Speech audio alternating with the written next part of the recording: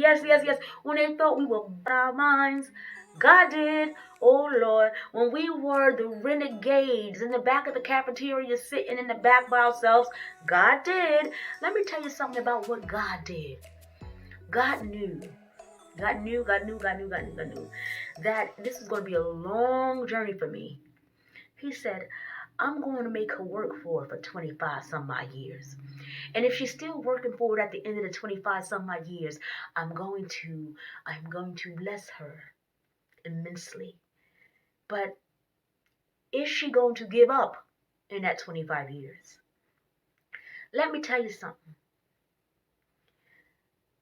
I'm going back to that 400 square foot wellness center in Wilmington, North Carolina. Yolanda, God did. God did. I had a vision of being able to bring health and wellness to to to people of my culture, people who look like me. I wanted them to know what sound therapy was like, reflexology, holistic nutrition, massage therapy, in a different way, herbal medicine. I wanted to bring that to my community. Okay? God did. Going back, my husband and I, this is way, way, way, way, way, way, way back at the time. Okay? I had an idea that I wanted a store in Woodbridge Mall in New Jersey, okay? We had never owned a store before. We didn't know what the heck we were doing, okay?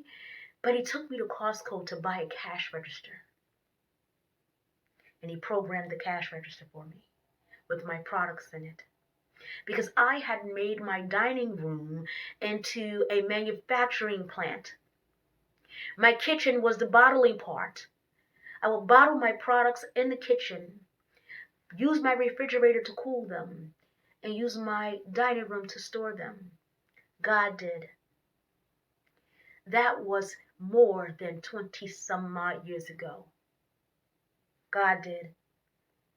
Every day, folks saw me on a highway walking with my book bag and my speaker. That's the other side of Karima that the YouTube doesn't see. The hippie part of me that's still there, ain't go nowhere.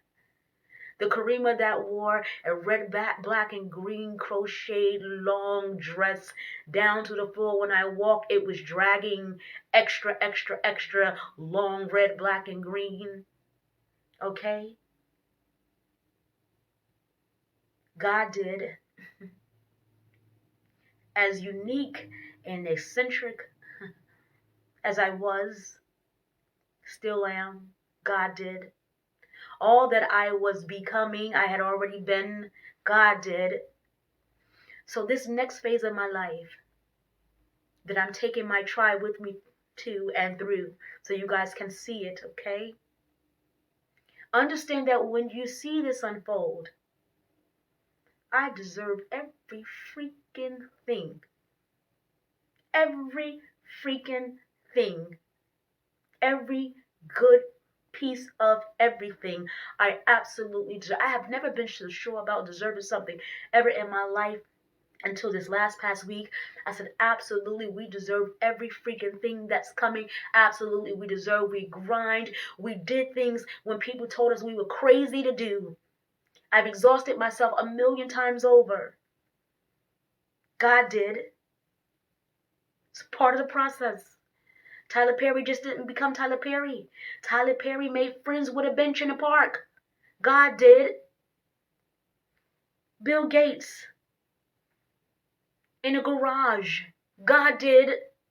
Every person who has made something from themselves that didn't get it from a silver spoon, but they had to work it out. Drive that raggedy car forever, ever, ever in a day with no problems and no shame. Walk it out with no shame. When you see them rolling, they deserve every freaking thing. Because they did not give up on themselves. They did not give up on their dreams. They kept going. Even when it looked like it was the dumbest thing to do. It was delusional. They kept on going. So this next phase that I'm taking you all with me on, okay? I absolutely deserve. Okay, so now that we got that out the way, we want to talk about what today's video is all about, okay? Attraction or chemistry. What's going to get the guy? What's going to get the girl? What's going to get your interest? Who's going to win? If there was a showdown and there was a girl that you were attracted to and there was a girl you had chemistry with, who's going to win? Now, we of course are going to pull this information from my book. Go ahead and drop it there. My book, The Return to Divine Feminine, and we are using the wisdom of L.D. Eden to answer this question or to dive deep into this topic, okay?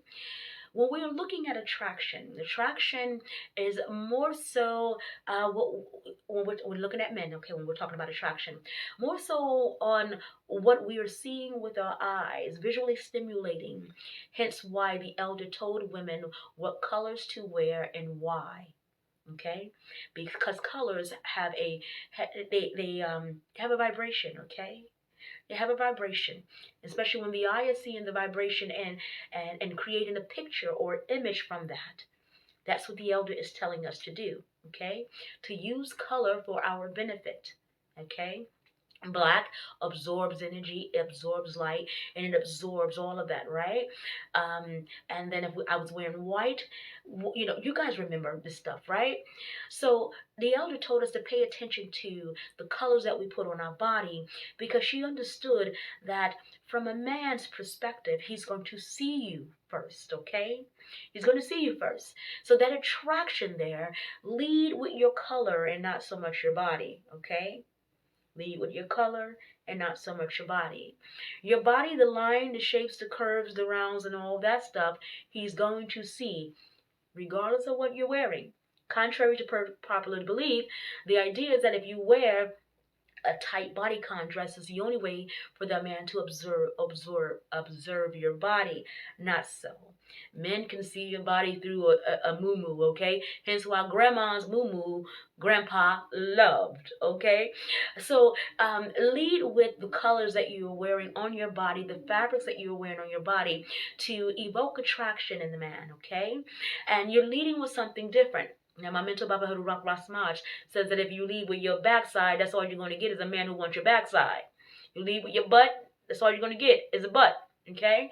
But when you're leading with a deep-rooted wisdom, like what colors to wear to garner the attraction from someone else, that's a different kind of energy that you're using, okay? So stay right there. So, when we're talking about attraction, we're talking about what we see with our eyes. Okay? What we see with our eyes. And what we see with our eyes becomes I like what I'm seeing with my eyes. Okay? Now, I like what I'm seeing with my eyes.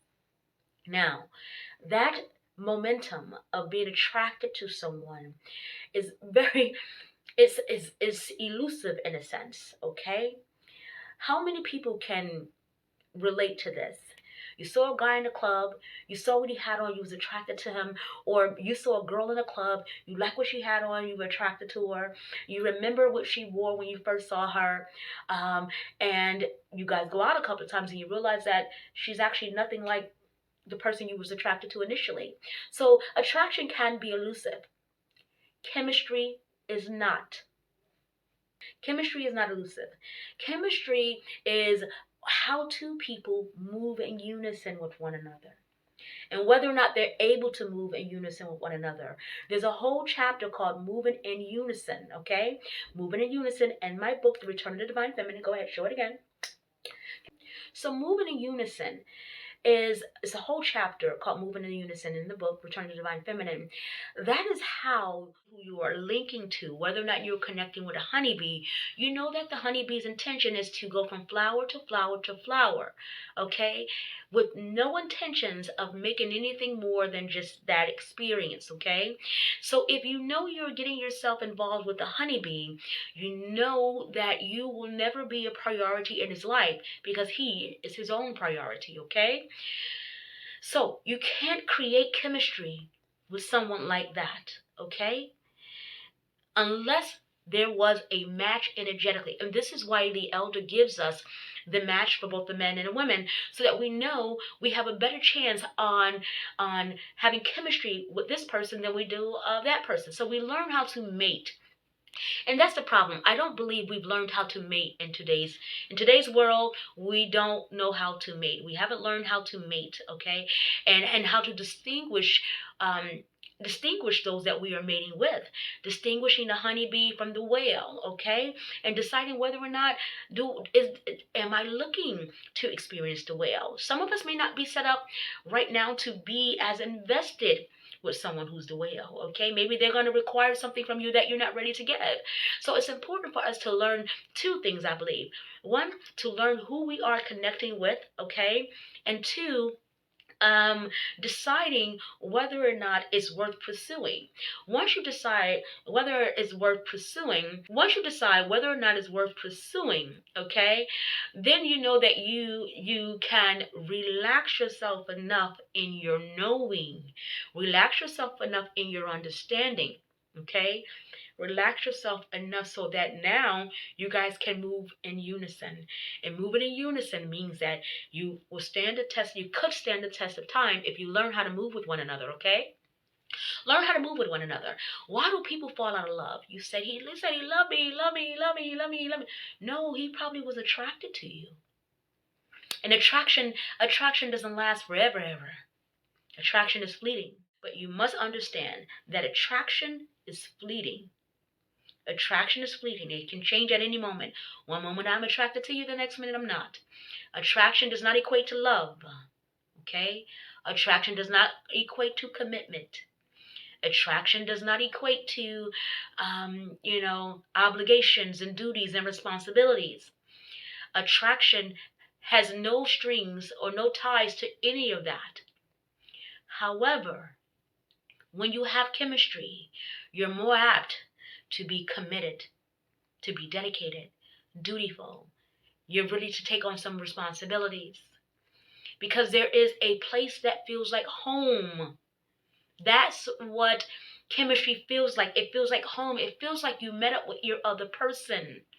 It feels like you and your soulmate just did a dance with one another. Okay? Attraction is fleeting.